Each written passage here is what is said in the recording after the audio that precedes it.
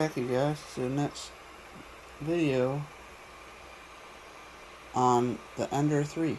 So I bought the LCD that I was talking about getting on the other part or other video of the Ender 3, and it came in yesterday.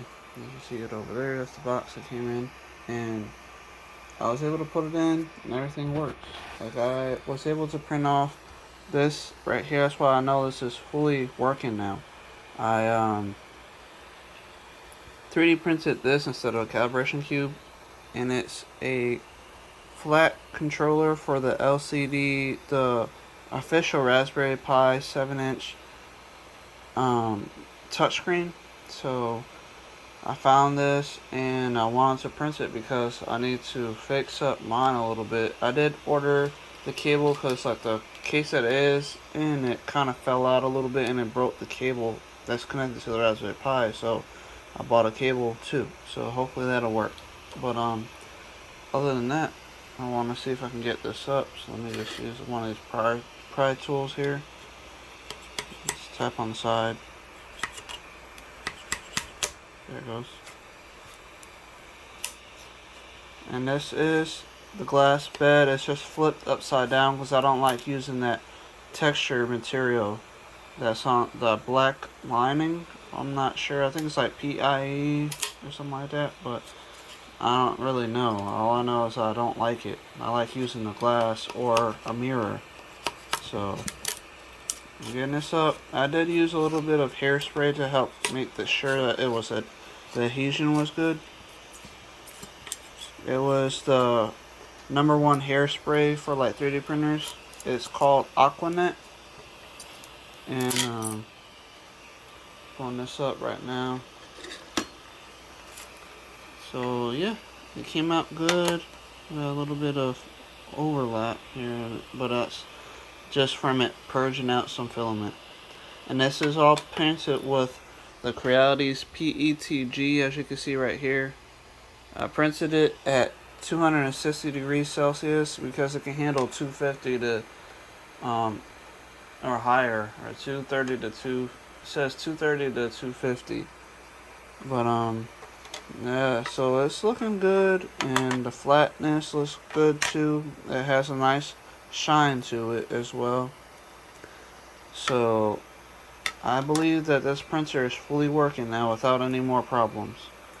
So I was able to fully restore this Ender 3 3D printer, the original version 1, not the V3, V2 or anything like that. This is the first ever Ender 3.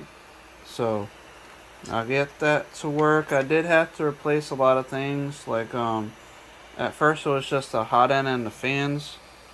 So I replaced those first, and then I tripped over the USB cord to the original motherboard, and it pulled and broke the actual USB port connector, so I had to buy a new motherboard, and I bought the one that fits. And I'm using, to print this piece out, I used the original SD card.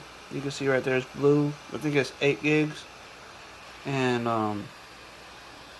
with that being said, I printed this part off using that. I have to connect my computer. I can connect this to my computer using Pronterface. So I have both options. I can print off the SD card, and I can print using the USB to my laptop using Pronterface. So, and I'm pretty sure I could also use Octoprint if I want to use my Raspberry Pi. Either way, I've got like 3 options to be able to print with this now. And I want to show you that the LCD works good. Let's type in, and then I can go down to motion. I can move the axes and everything. So if I go to motion, move axis, or auto home. So let me just move axis and go to the x-axis and move it over. So I'm going to move it over 10. All I gotta do is click on it, and then just clockwise turn the knob, and then move the x-axis, as you can see here. So I know that the LCD is working just great now. I kept the old one, it's inside the box that just the new one came in, but I won't be using it, I don't believe, ever again. But either way, I just want to show you that it is working. And we have the Y move forward here.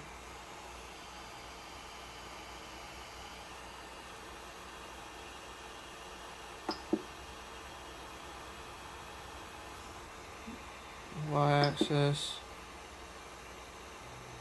Oh, there it goes. Okay. So move it backwards, forwards, and then it also does the Z as well. So let me just click that, go back to move axes, go to Z for the up and down, 10 millimeters, and then you'll be able to start seeing the Z move up. I'm turning it over now.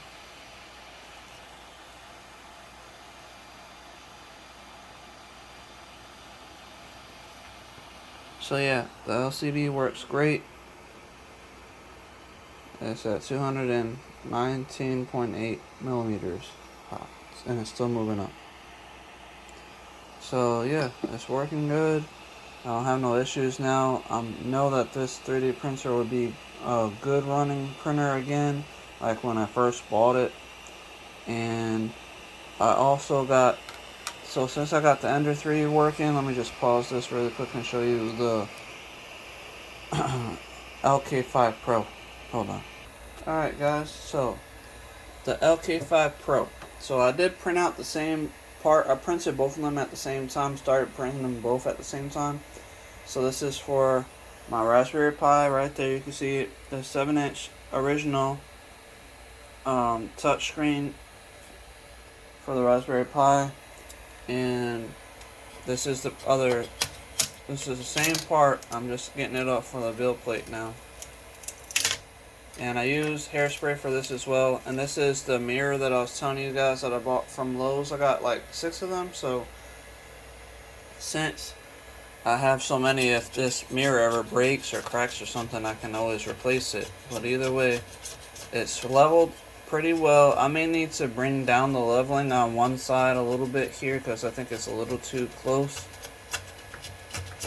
on the like far right side of the bed. But other than that, it still prints it out just fine. Let me just get this all off of here. There we go. So yeah, we got all that off, and you can see both parts are looking pretty much the same as that way, which is great. So I got 2 3D printers right now that I just got fixed and working.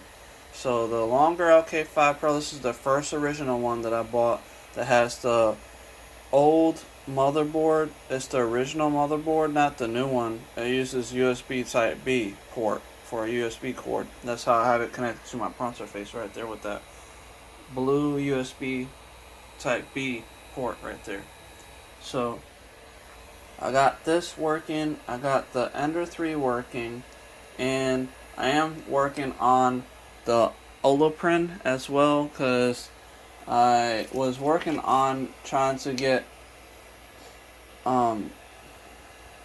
trying to fix a part on it. It wasn't broken or anything, it's just my coolant fan duct for the part cooling, it kind of broke when I was moving it. So I did super glue it back in place for the most part, but I wanted to make sure that I got it like a 3D printed a new version or like a new one. So I'm probably going to be designing one on like Blender and then making it so where it can actually get close to the nozzle, so that way it can actually, when it's printing, it'll cool down the part that's printing out.